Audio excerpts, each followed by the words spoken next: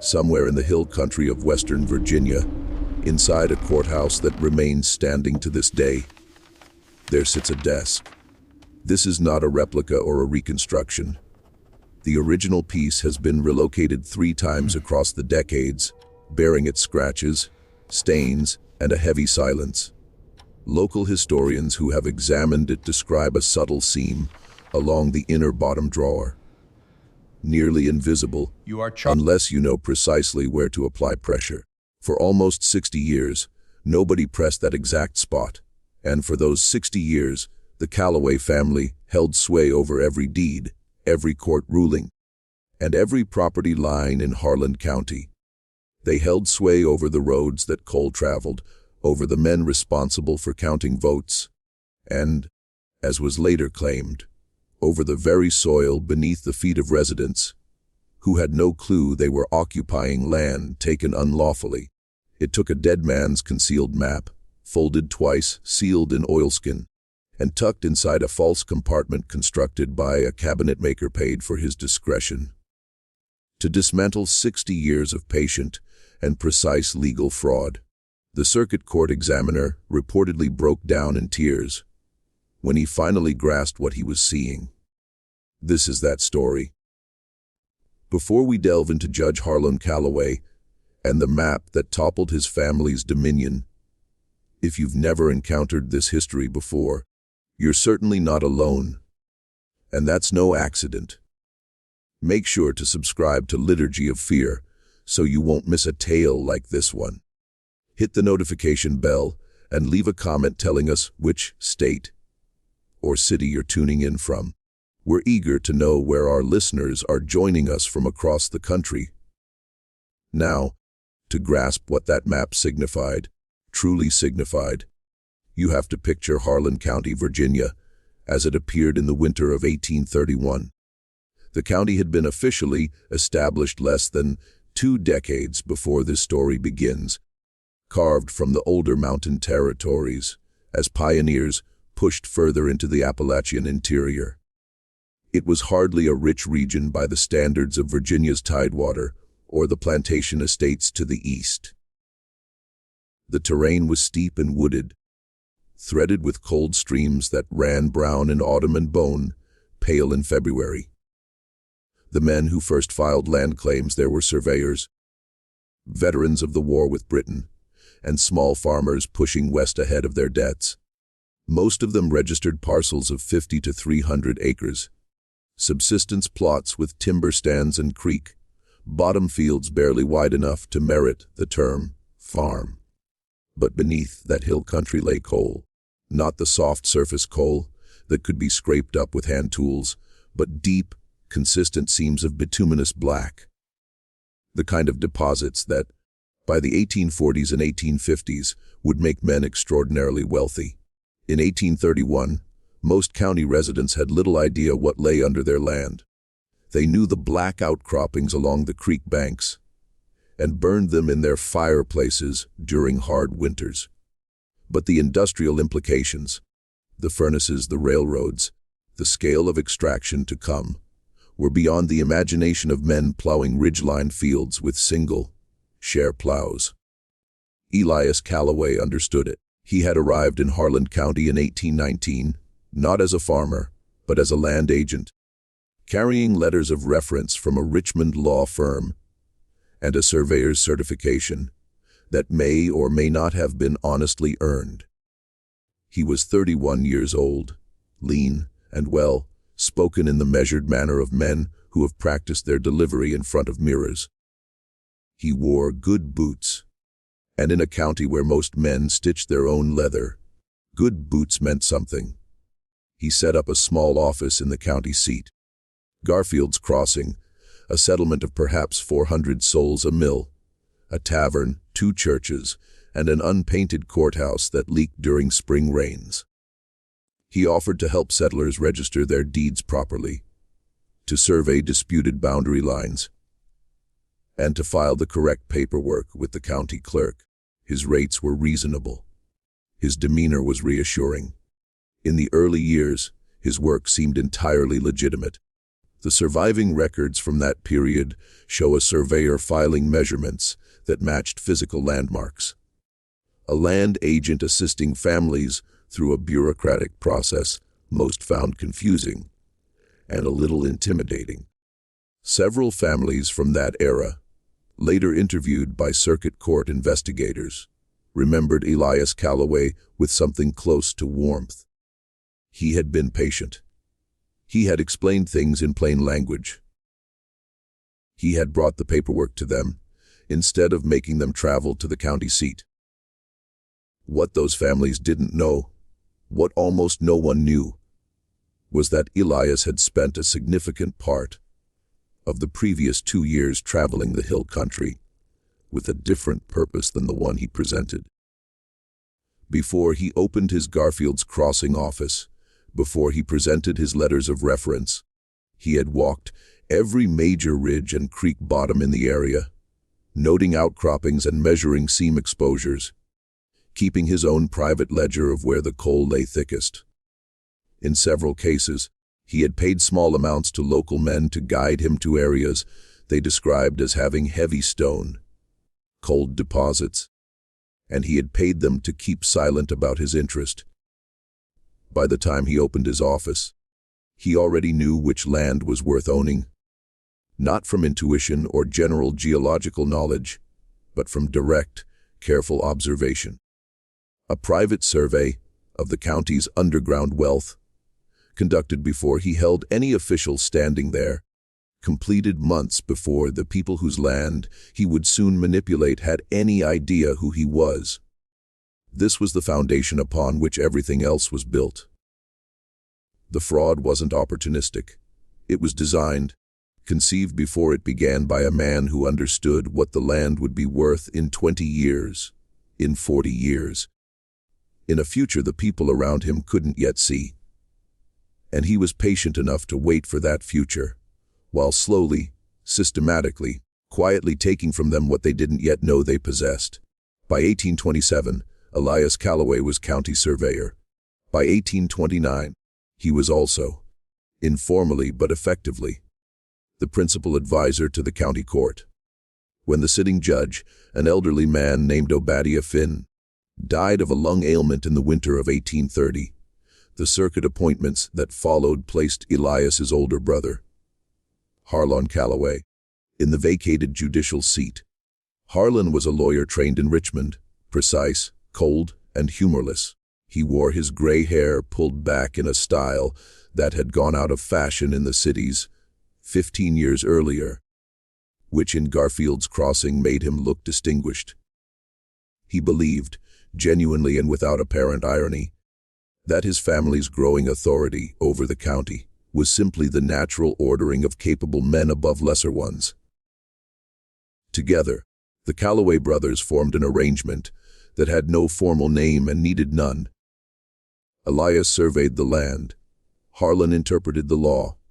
Between them, they controlled what a parcel of ground was legally said to be and what it was legally said to be worth. The families around them, the Comses, the Sargents, the Cornets, the Sloans, were hard-working people with deep roots and thin margins. Most were illiterate or semi-literate. Many had never seen the official surveys of their own land. When Elias Calloway appeared at a man's door in 1823 or 1824, carrying rolls of paper and speaking the language of deeds, easements, and boundary adjustments, most farmers did what people do when a confident man in good boots uses words they don't fully understand. They trusted him. They trusted him because he was helpful, because he had been helpful to their neighbors, and because his brother was a judge, and the county court was the closest thing to settled authority the region had. The entire arrangement of society in Garfield's Crossing radiated outward from that courthouse, and it was very difficult for a man farming 80 acres and worrying about his children's winter to imagine that the courthouse itself was part of the problem. That trust would take decades to fully betray. By the time it did, Elias was dead. Harlan was deep in the most comfortable phase of his power, and the county had changed entirely around them. The man who first pulled at the thread that would unravel everything was not a lawyer, a circuit court examiner, or a crusading newspaper editor. He was a schoolteacher named Edmund Prater, 27 years old, recently arrived in Garfield's Crossing from a teaching post in Wise County. He stumbled into the middle of it because of a dead woman's trunk. In the autumn of 1857, a widow named Lucinda Carms died at the age of 73 on a farm she had worked alone since her husband, Cornelius Carms, had passed 14 years earlier. She had no surviving children. Her nearest living relative was a nephew, Thomas Carms, who had moved to Kentucky as a young man and made his way as a carpenter's apprentice and later as a journeyman builder. When word reached Insemin in October that his aunt had died, and there appeared to be some dispute about the farm's ownership, Thomas Carms made the journey back to Harlan County.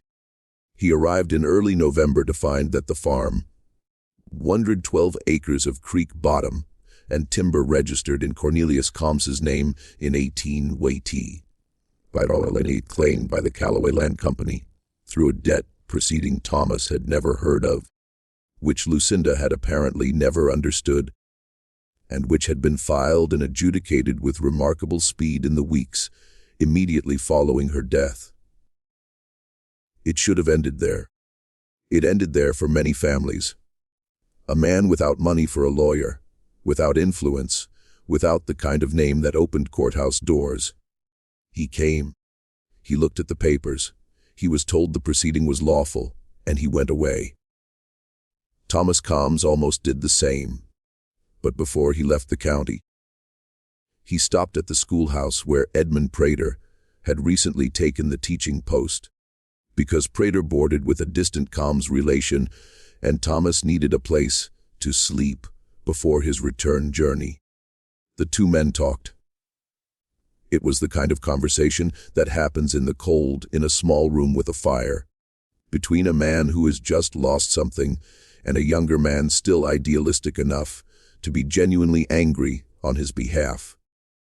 Prater had only been in Garfield's Crossing a few months, but he had already noticed things. The way the land records at the courthouse were organized, or rather disorganized.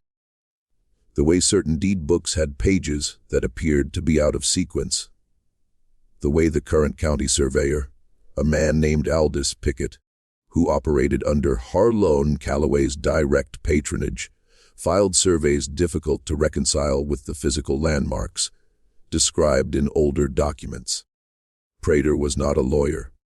He was a schoolteacher who had grown up helping his father, a small county clerk in Wise County, organize legal filings.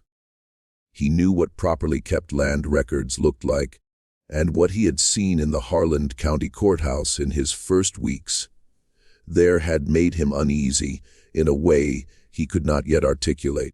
Thomas Carms showed him the debt proceeding papers. Prater read them twice. Then he asked if Thomas still had his aunt's papers, her original documents, anything her husband might have left. Thomas had one thing, a trunk. He had brought it with him from the farm before the Callaway Company's men arrived to take possession of the property. It was Lucinda's keeping trunk, the kind of flat cedar, lined box rural families used to store documents, correspondence, and valuables. Inside was the usual accumulation of a long life, a Bible, with family names written on the front pages.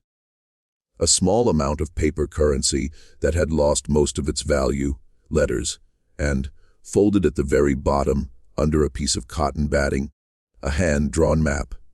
The map was old, drawn on heavy paper that had yellowed to the color of old cream.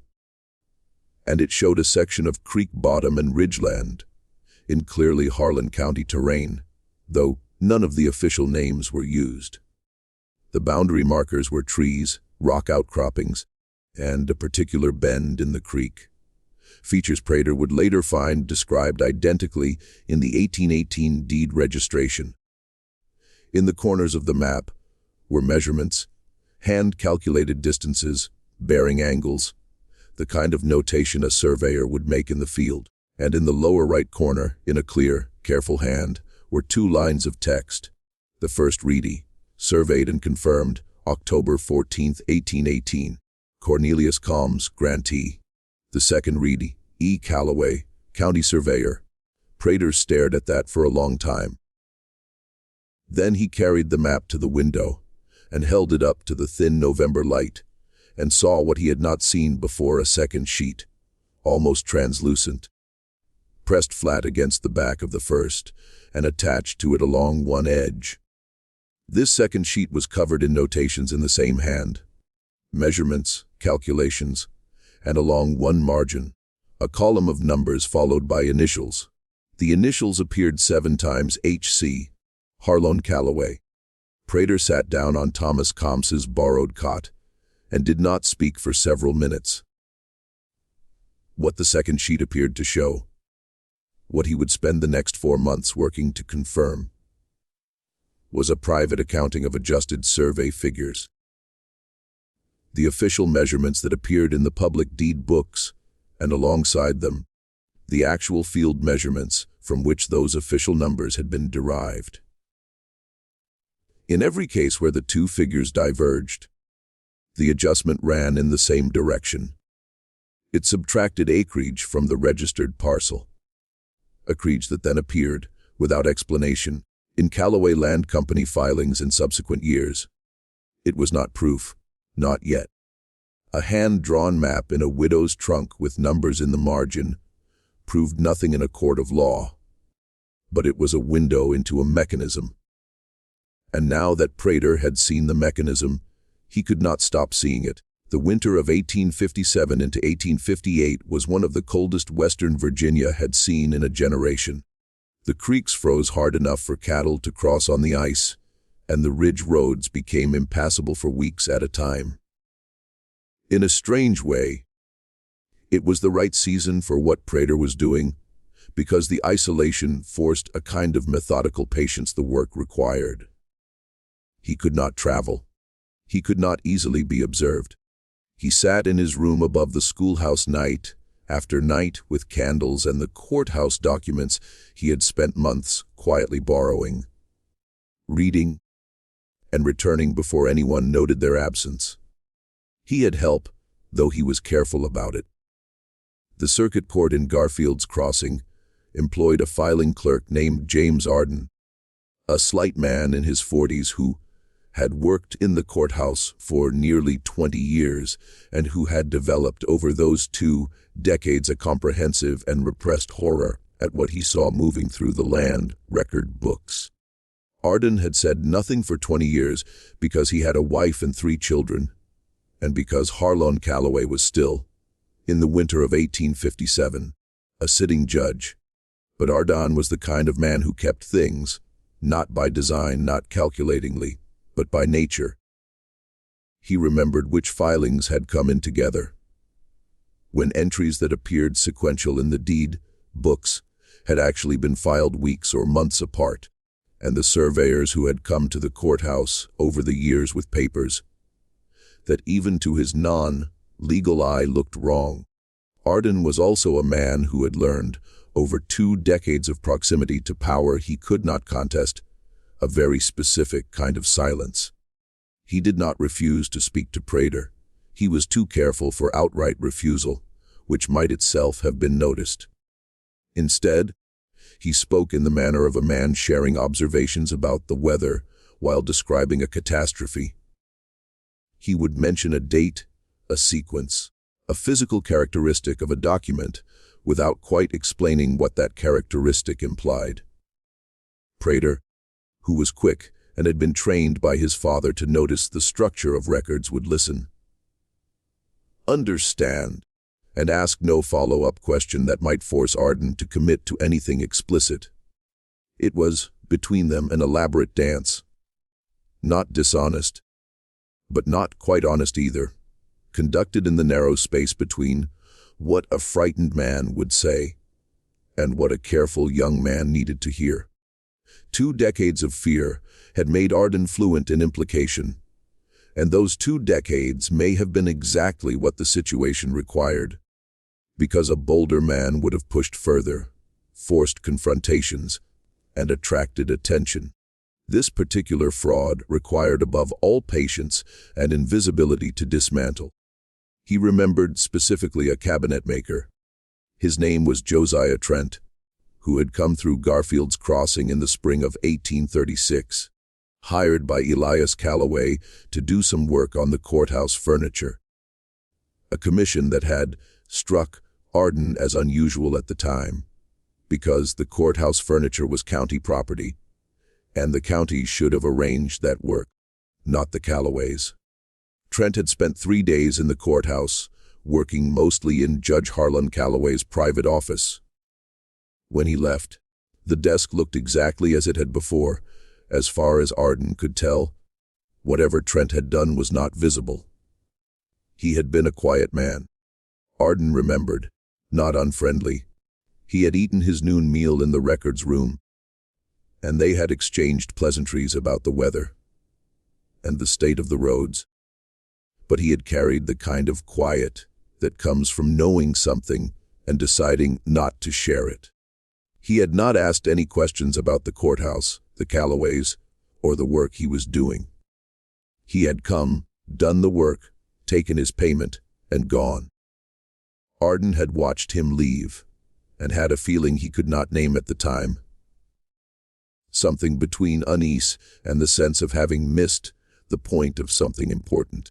He had been right, but it had taken him 21 years to say it to anyone. Trent had died in 1849, but his grandson still lived in the county. A young man named Willis Trent, who worked at the mill. Arden told Prater about the cabinet maker in February of 1858, on a day when the road outside the courthouse was frozen solid, and the 2 men were the only people in the building. He said it quietly, as if someone might hear through the walls. He said he didn't know if it meant anything. He said he just remembered it. Prater visited Willis Trent at the mill the following week. Willis was cautious at first.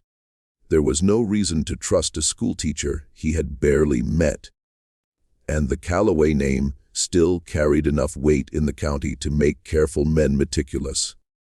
He said his grandfather had been a good craftsman who kept to himself and never caused any trouble.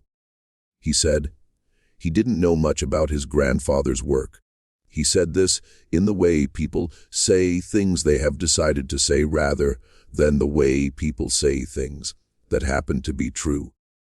On Prater's second visit, he brought the map from Lucinda Combs's trunk. He did not explain it at length. He set it on the workbench beside Willis and watched the young man look at it. Willis was quiet for a long time. Then he traced one edge of the map with his finger, not touching it, just tracing the air above it, and said something had been bothering him since he was a boy. He said his grandfather had described the courthouse job to him once, late in life, in the way old men sometimes describe things they have felt guilty about without ever confessing to. He said his grandfather had built something into the desk, a false bottom in the lower right drawer with a spring release mechanism. A man had paid him to do it and had told him specifically to tell no one, giving him more money than the work was worth by a significant amount, which his grandfather had recognized as the price of his silence rather than the price of his craft. His grandfather had told Willis because he was dying and because he said, "A man should not take certain things to his grave without telling someone." Prater asked what his grandfather thought the compartment was for. Willis said he didn't know, his grandfather hadn't known. He had guessed it was for valuables, money, letters, something a man wanted hidden from his household. He had not guessed, or had not said he guessed, that it might be something the law would want to know about. Either he had not made that connection, or he had made it and had chosen for 20 years to say nothing. By the time he told Willis, it had been 13 years since his grandfather had done the work. Whatever was inside the desk, if anything was inside, had been there for 13 years. That had been in 1849. The desk had sat in the judge's chambers for another 8 years before Edmund Prater walked into Garfield's Crossing with the particular combination of intelligence, stubbornness, and righteous anger that made him the right person to hear what Willis Trent had to say. Prater thanked him and walked back to the schoolhouse through the February cold. That night, he wrote in the small notebook he had started keeping, "There is something inside the desk. The question is whether it is still there after 22 years. The question after that is whether I will ever be in a position to find out." Getting inside the courthouse after hours without authorization was not something a county schoolteacher could do without serious risk. Prater understood this clearly. He was not a reckless man. He was methodical and aware of his own vulnerability. He had no legal standing, no official relationship with the court. What he had was a trunk full of documents that suggested fraud, a filing clerk who was afraid to be seen in public talking to him, and the name of a dead cabinet maker. Through February and into the first thaw of March, Prater continued his careful work at the courthouse, visiting only in ordinary daylight hours, requesting only the documents a citizen had legitimate reason to request: deed book indices, county plat records, the public-facing survey logs. He was building what he thought of as the visible architecture of the argument. What could be proven without the map in the desk? If it turned out the map was gone, or had never been there, or had been retrieved by someone in the 22 years since Elias Callaway died, the visible architecture was not nothing. He could demonstrate through the deed records alone that parcels adjacent to Callaway Holdings had a pattern of acreage reduction at moments of transfer. Small adjustments, 2 or 3 acres here, 5 there, the kind of thing that looked like rounding error, until you mapped it across 40 years and noticed that the rounding always ran the same direction, always against the smaller landholder, always in favor of the name Callaway appearing somewhere in the subsequent chain. They aren't random. They form a shape. It was not proof. A defense lawyer would call it coincidence, but it was a pattern. And patterns, Prater had come to believe, were the thing liars found hardest to erase completely, because liars meticulous enough to erase every individual instance of fraud are rarely meticulous enough to examine what the instances look like assembled together. But he also found something he had not expected: a second generation of the mechanism. The original scheme, as far as he could reconstruct it, had belonged entirely to Elias Callaway. His surveys, his adjustments, his private accounting. But Elias had died in 1851, and the pattern in the deed books did not stop in 1851. It continued in slightly different form into the mid-1850s. The acreage adjustments became less frequent but larger. The debt proceedings, manufactured debts assigned to landowners who could not adequately challenge them in a court, where Harlan Callaway sat as judge, became the primary instrument in the later period. The survey fraud had been Elias's method. The judicial fraud was Harlan's continuation of it, adapted to the tools at his disposal once his brother was no longer alive to survey the land himself. This was the thing that made Prater feel something beyond intellectual interest. Something colder, more visceral when he thought about it late at night. Elias had built the system. Harlan had inherited it and run it for the better part of a decade, not as his brother's scheme, but as his own, perfected and expanded. The two brothers had apparently never needed to discuss any of this openly. It had passed between them the way certain kinds of knowledge pass in families. Through observation, through participation, through the gradual recognition that you are the heir to something that has no legitimate name. Arden confirmed this cautiously in one of their brief conversations. He said that in the years after Elias died, the complaints he sometimes heard from landowners about debts they didn't remember incurring, about judgment proceedings that moved faster than anyone expected, had a different texture than the earlier ones. Earlier complaints had been about surveys that didn't look right, about boundary lines that had moved between one filing and the next. Later complaints were about the court itself, proceedings that seemed to resolve before any meaningful defense could be mounted, witnesses who were somehow unavailable on the day they were supposed to appear, documents that were entered into evidence, and then, when people tried to reference them later, were difficult to locate in the record. If you're following along and starting to form your own theory about how all of this was kept hidden for so long, drop it in the comments. And if you haven't already, subscribe to Liturgy of Fear and leave a like. Your engagement is the reason stories like this one stay alive. Harlan Calloway had been using the bench, not clumsily, not in the way that gets noticed immediately, but in the way a man who has presided over a court for 25 years knows how to use it through timing, through procedural maneuver, through the power to decide which arguments were material and which were not, which witnesses' testimony was credible and which was not, which debts were properly documented and which were not. A judge who decides all those things in a county where no one has the resources to appeal to a distant circuit court has enormous power over the direction of money and land.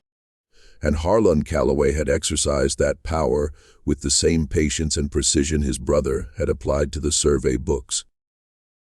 The break came, as it often does, not from cleverness but from coincidence working in the right direction for once.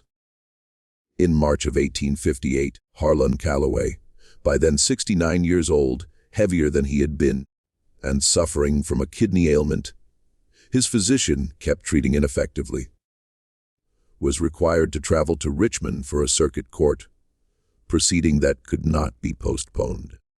He would be gone for at least 10 days. His son, Randolph Calloway, who had taken over most of the active management of the family's land operations, traveled with him. The courthouse was not empty. The county clerk, a man named Ferris Don, who was loyally aligned with the Calloways, kept regular hours. But the judge's private office was locked, as it always was when Harlan was away, and Arden had his own work and habits, and was not inclined to spend his evenings in an empty building. Arden had a key, not to the judge's office specifically. That key lived on Harlan's person or in a locked drawer in Don's desk, but to the building itself, and to the records room adjacent to the judge's chambers. The door between the records room and the chambers was interior, older than the lock on the exterior office door, and it had a catch mechanism that Arden had noticed over 20 years of working beside. It did not fully seat when the temperature dropped below a certain point. It was still cold in March, cold enough. Arden had not agreed to do this. He and Prater had not had any explicit conversation about entering the chambers. But on the evening of March 11th, 1858, Arden simply did not lock the records room behind him when he left the courthouse at his normal hour. He walked home. He said nothing. He sat up later than usual that night, and his wife later recalled that he seemed to have difficulty breathing normally. Prater entered the courthouse at 11 p.m. He used a lantern with the shutter mostly closed. No more light than he needed to avoid the furniture. The records room door was unlocked. The interior door to the chambers required only the kind of upward pressure Arden had described to him once in passing, in a sentence that had not been advice so much as observation. The office was cold and smelled of pipe tobacco and old paper. The desk was large, walnut-topped, the kind of piece that had been expensive when new, and had only grown more imposing with age. Prater set his lantern on the floor and opened the lower right drawer. It was full of papers. Correspondence, mostly. The ordinary accumulation of a judge's office life. He removed the papers carefully, setting them in order on the floor beside him, and ran his hands along the inside of the drawer. The wood was smooth and well fitted. He pressed along the seam at the bottom, working methodically from left to right. At the far right corner, the wood gave slightly, not a collapse, but a controlled yielding. Like a key engaging a mechanism, he pressed again, more firmly, and heard a soft click. The bottom of the drawer lifted along a concealed hinge. Beneath it, in a space no more than 2 inches deep, was a folded document wrapped in oilskin. He took it. He replaced the false bottom. He replaced the papers in exactly the order he had removed them. He left the chambers, left the records room, pulled the interior door to without latching it, walked out of the courthouse, and went directly to his room, where he sat with the lantern turned up fully, and unfolded what he had found. It was a map larger than the one from Lucinda Combs's trunk, nearly the full width of the desk when unfolded, and far more detailed. It showed the entire county, or rather the county as it had been organized in the late 1810s and 1820s.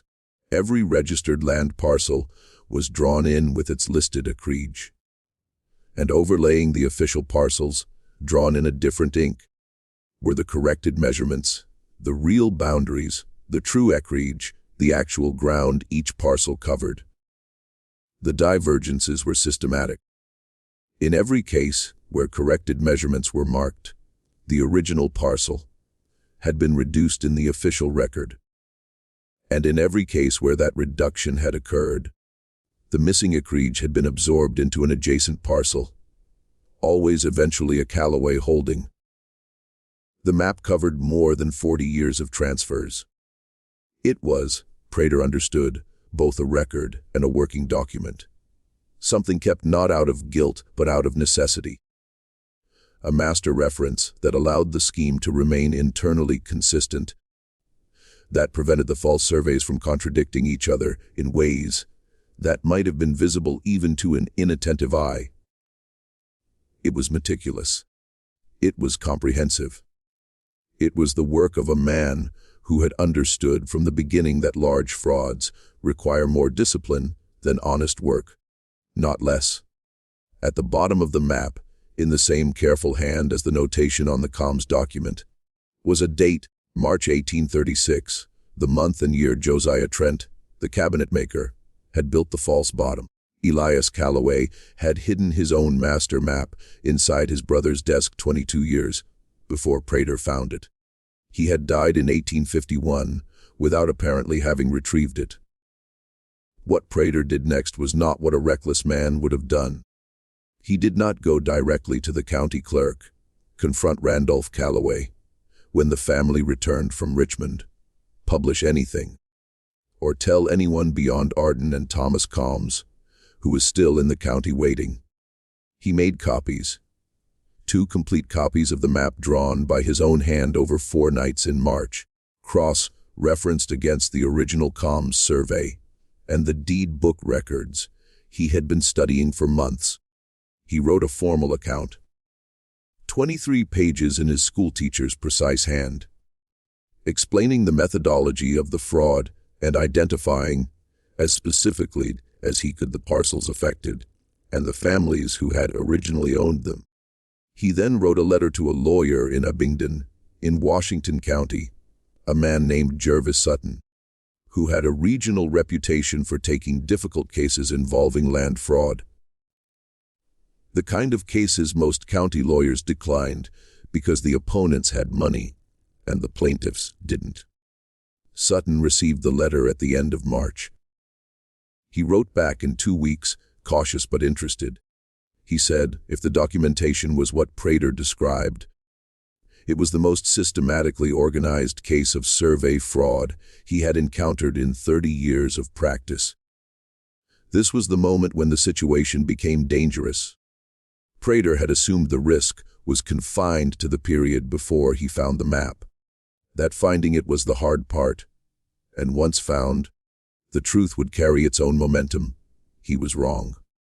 A truth locked in a desk is inert. A truth moving through the hands of lawyers and circuit court examiners is a threat, and threats provoke responses.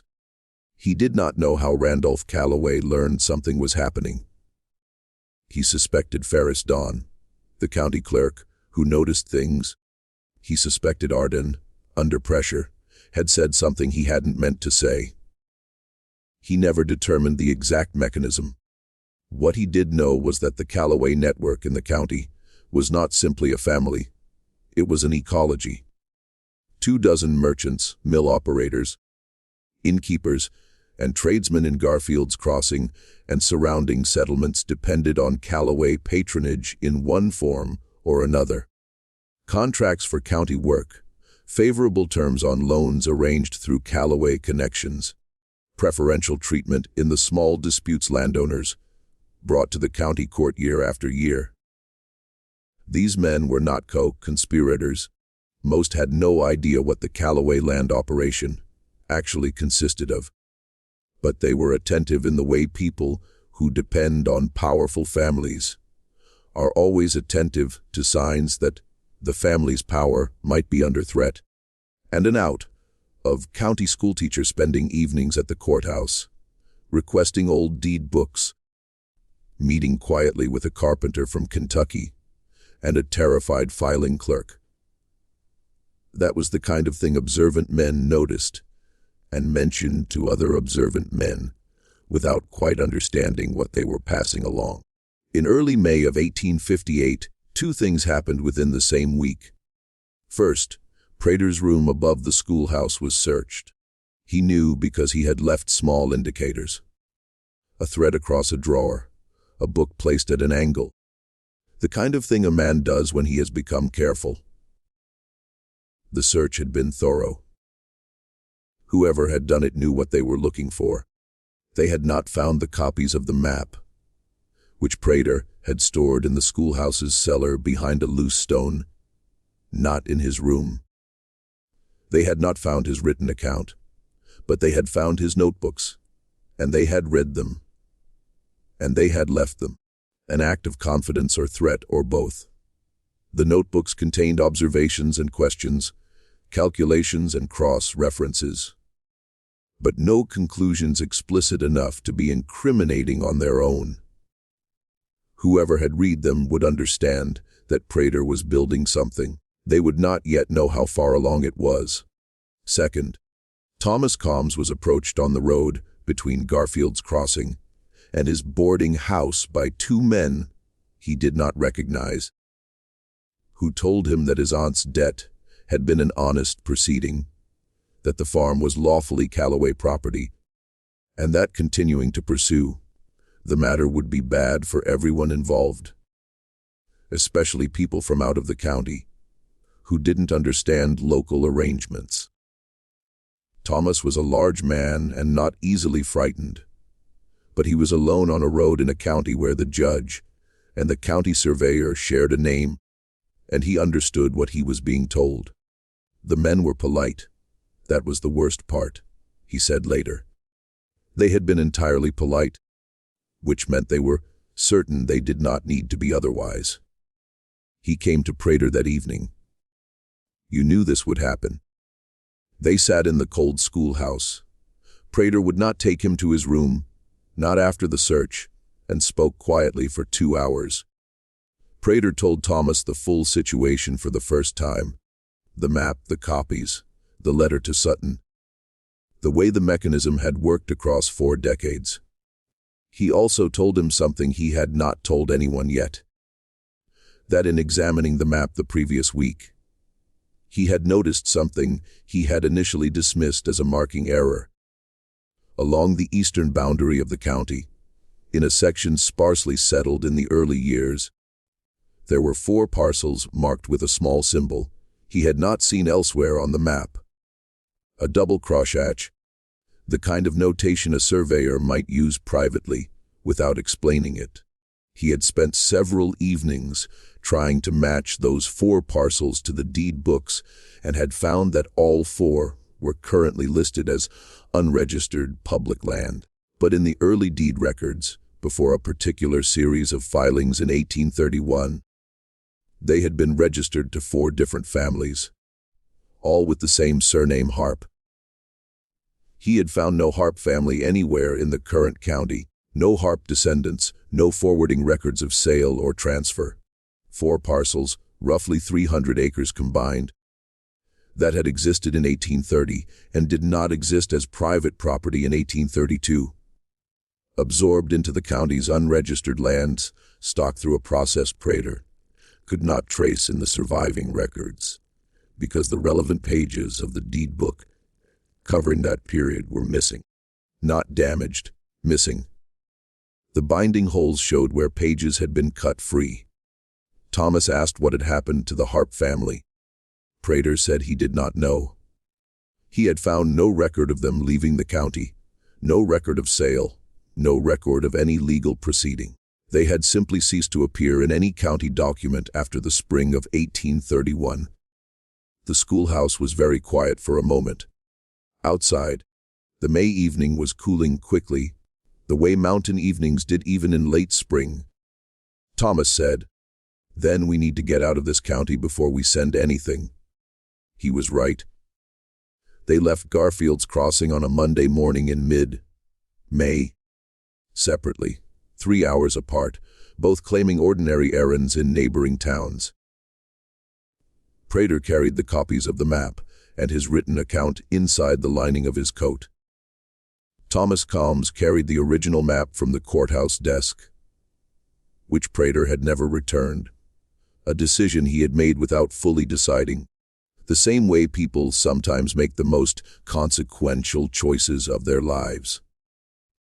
What happened to the 4 Harp family parcels and to the 4 Harp families themselves was never resolved by the proceeding that followed. Sutton included it in his filing as an area of concern. Peaton, the circuit examiner, noted in his report that the missing deed book pages and the disappearance of the 4 parcels from the record represented a pattern consistent with the broader fraud, but that the absence of surviving documentation made any specific finding impossible. He recommended further investigation. No further investigation was formally conducted. Whether the Harps had been bought out, frightened out, or something worse, the record does not say. The record stops at the edge of a question nobody in the end pressed hard enough to answer. That, too, is a kind of verdict. Jervis Sutton met them in Abingdon on the evening of May 19, 1858, in the back room of a tavern, where he said he had conducted more honest legal business than in any courthouse he had ever entered. He spread Prater's materials on the table and examined them for 2 hours, asking questions that were precise and technical, and that Prater answered as accurately as he could. Sutton was a small man, thin-haired, with reading spectacles he kept taking off and putting back on. He had the manner of someone who had been disappointed by evidence many times and had learned to check carefully before committing to anything. At the end of the 2 hours, he said, "The map is the key, the map from the desk. Without it, this is a circumstantial argument, strong but contestable. With it, and with the cabinetmaker's testimony, the cabinetmaker is dead," Prater said. "His grandson. He'll say what he told me. I don't know if he'll say it in a courtroom." Sutton was quiet for a moment. The handwriting on the map matches the surveyor's signature on the Combs deed. "I can get that comparison done in Richmond by someone credible. If the handwriting is confirmed, then the map's origin is established. It's Elias Calloway's document, kept in Harlon Calloway's desk, hidden there specifically. That's conspiracy, not accident." He looked at Thomas Combs. "The original deed for your family's land was properly registered. The debt proceeding was filed after your aunt died. The question is whether the debt was real or manufactured. Were there any records among her papers? Thomas said there were letters, some from a man he didn't recognize, referencing an account Lucinda had told him in the last years of her life she knew nothing about. Sutton said, "There it is." He then looked at the portion of Prater's written account describing the Harp parcels, the 4 properties that had vanished from the deed books in 1831, the families who left no forward trace. He read it twice. He asked Prater to confirm that the relevant deed book pages were physically missing, not merely illegible. Prater confirmed it. Sutton set that section of the account aside separately from the rest and said he wanted to think carefully about how to present it. The evidence is conclusive. The Harper matter, he said, is either nothing, a family that sold quietly and the paperwork was lost, or it is something considerably worse. Time is short. If we press it in the filing, we risk the court treating it as speculation and allowing the defense to use it to undermine the credibility of everything else. If we leave it out, we allow something potentially very serious to remain unexamined. He thought about it for 3 days. In the end, he included it, not as a central claim, but as a documented anomaly requiring investigation. A question embedded in the filing rather than an accusation. It was, Prater later wrote, the most careful piece of legal judgment he had ever witnessed. A man deciding in full awareness of what he might be describing to name the shape of something he could not fully see. The filing went to the Circuit Court in Richmond in July of 1858. Sutton was meticulous about the choice of venue. He did not trust any jurisdiction where the Callaways had influence. And he was correct to be cautious, because when word reached Garfield's Crossing of what had been filed, the response from Randolph Callaway was immediate and forceful. He retained 2 lawyers from Lynchburg and filed a counter petition arguing that the map was a forgery, that Prater had fabricated or altered the document to support a fraudulent claim, and that the entire proceeding was an attempt by outsiders to unsettle lawful property rights established over 40 years. The language of the counter petition was careful and confident, framing Prater specifically as the wrongdoer, a young man with no roots in the county, no stake in its welfare, motivated by unclear grievances. It was a strategy that had worked before in other courtrooms against other accusers. The powerful have always understood that the most effective defense against being accused of fraud is to accuse your accuser in return, and to do it in language formal enough that the accusation feels like the real proceeding. But Sutton had anticipated it. He had spent the 2 months between the filing and the first Richmond hearing locating additional evidence. Prater had not found a second surveyor active in the county in the early 1840s who had filed a formal complaint with the county court in 1843 about discrepancies in the official deed books. The complaint had been received by the court, docketed, and then somehow never acted upon. The docketing entry still existed in the Richmond Circuit records. The original complaint document was missing, but the docketing entry proved it had existed, which meant someone had caused it to disappear after it was received. Sutton also located the second surveyor himself, an elderly man by 1858 living in Tennessee, who had left Harlan County abruptly in the autumn of 1843 under circumstances he had never publicly explained. He was unwilling at first to travel to Richmond or to make any statement. He said he had put it behind him. He was old. It was a long time ago. Sutton traveled to Tennessee in June of 1858 and spent 2 days with him. Whatever was said in those 2 days was not recorded, but the old surveyor agreed to provide a written affidavit, notarized in Tennessee, describing what he had found in the Harlan County deed books in 1843, what he had filed, and what had happened to him in the weeks after his complaint was received. Which included, he said, a visit from two men who arrived unannounced at his rented room in Garfield's Crossing and told him very quietly that it would be better for his family if he found work in another county. He had found work in another county, Tennessee, and he had not spoken about any of it for 15 years. His affidavit was entered into evidence. The circuit examiner assigned to the case was a man named George Pemberton, 52 years old, with a reputation for thorough and unsentimental work. He took the map, the comparative surveys, Sutton's handwriting analysis, the docketing entry for the vanished complaint, the surveyor's affidavit, and the comm's deed materials, and he spent 6 weeks examining them in a room in the Richmond courthouse. His report, filed in September 1858, was 41 pages long. It confirmed the handwriting match.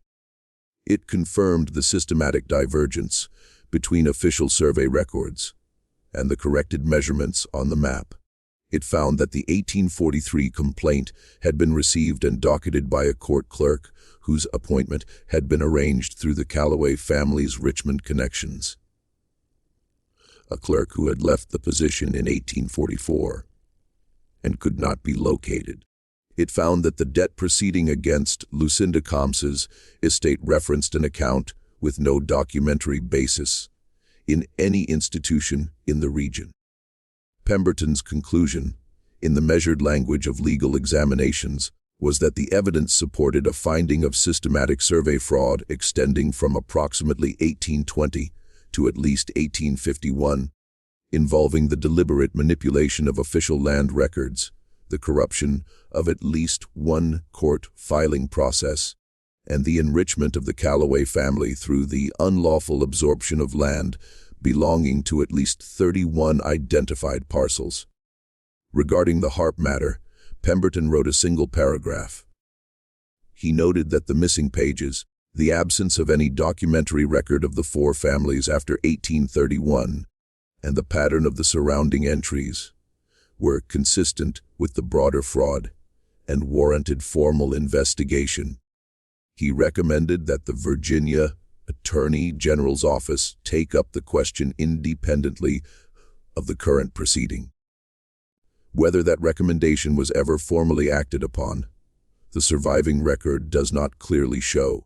When the report was read in open court in Richmond in October of 1858, Harlan Callaway was present. He was 70 years old by then, still straight-backed, still wearing his hair in the old style.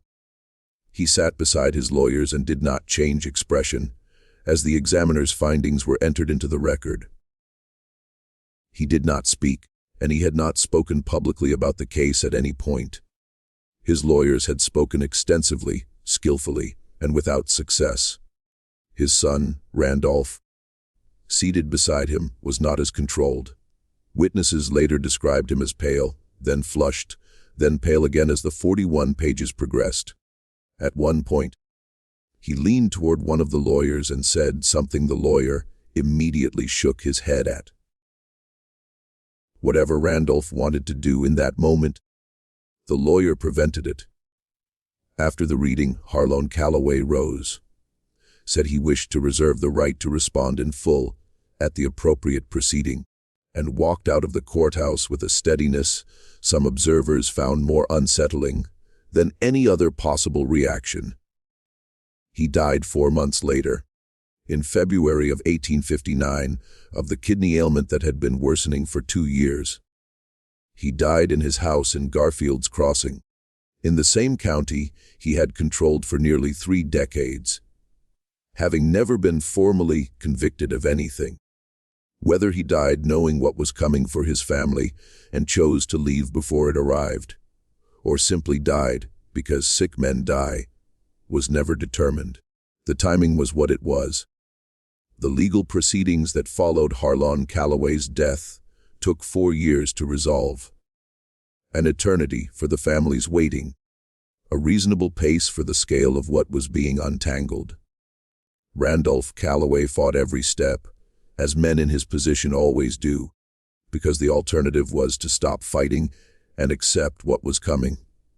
He had inherited the legal challenge along with everything else. In the end, in the moment, the Virginia courts ordered the reversion of 23 of the 31 identified parcels to the original registered families or their documented heirs. 8 parcels could not be fully restored because the chains of subsequent sale were too complex to unwind without creating new injustices. For those, the court ordered monetary compensation from the Callaway estate. Compensation that reduced the family's remaining holdings significantly, though not to nothing. The Callaway Land Company was dissolved by court order in 1862. The family did not disappear. Randolph eventually settled what debts he could, sold most of what remained to outside investors, and lived out the rest of his life in considerably reduced circumstances in a house in Abingdon. His children moved away by the 1880s, and the Callaway name in Harlan County meant nothing in particular to the people who had grown up after the proceedings. Edmund Prater did not return to Garfield's Crossing after leaving in May of 1858. He stayed in Abingdon, working first as a clerk for Jervis Sutton, then studying law under his guidance, eventually being admitted to the Virginia bar in 1864. He practiced in Washington County for the rest of his working life, specializing, as Sutton had before him, in land title disputes. James Arden, the courthouse filing clerk, remained in his position through the entire proceeding. He was questioned extensively. He confirmed what he knew and nothing beyond it. After the Callaway proceedings concluded, he continued to work as the county's filing clerk until his retirement in 1871. He never made a public statement about any of it. But he did, however, keep careful and impeccable records for the rest of his career. Records that later historians noted were the most precisely maintained in the county's history. Thomas Combs's farm was among the 23 parcels restored. He returned to the land in 1863 and worked it until coal interests began buying heavily in the region in the late 1870s. He sold then, knowing what the land was worth, knowing finally what it had always been worth. He had not been cheated of that knowledge a second time. Willis Trent, the mill worker and cabinet maker's grandson, did testify in the Richmond proceeding. He said what his grandfather had told him. He said it clearly and without embellishment. He was cross-examined for most of an afternoon by Randolph Callaway's lawyers, who tried every approach available to them to undermine the account of a dead man told through a living one. Willis held. He was not a complicated witness. He had simply repeated what he knew to be true. And the honest repetition of a true thing is not easily broken by lawyers, even skilled ones. The desk remained in the courthouse. The false bottom was demonstrated to the court examiner during an in-person inspection in November of 1858, with Sutton, Pemberton, and representatives of both sides present. The spring mechanism functioned exactly as Willis Trent had described. The examiner noted in his report that the woodwork was of high quality, precise joinery, well concealed, the kind of craftsmanship that in different circumstances would have been a credit to the man who made it. Josiah Trent, Pemberton noted, had clearly been a skilled craftsman. He had been paid to hide something that should never have existed. He had told his grandson. His grandson had told a schoolteacher. The schoolteacher had pressed in the right corner of the drawer. That is the whole chain of it, a fraud that consumed 40 years, brought down by a cedar trunk, a window in February, and an old man who couldn't take a secret to his grave without first telling someone. Just when we thought we'd seen it all, the horror in Garfield's Crossing intensifies. If this story is giving you chills, share this video with a friend who loves dark mysteries. Hit that like button to support our content. And don't forget to subscribe to never miss stories like this. Let's discover together what happens next. And there is a question people who encounter this story often find themselves returning to. Not about the law, not about what was recovered or what was not, but about Elias Calloway himself, about the man who built the mechanism in the first place. He had the map made in 1836 at the height of his power, and he hid it inside his brother's desk. He could have destroyed it. There was no reason, from a purely self-protective standpoint, to preserve a complete record of his own fraud. The map was only useful if you needed to keep track of the scheme's internal consistency. If you needed to make sure the false numbers didn't contradict each other. After a certain point, once the surveying work was largely done, that function was finished. And yet he kept it.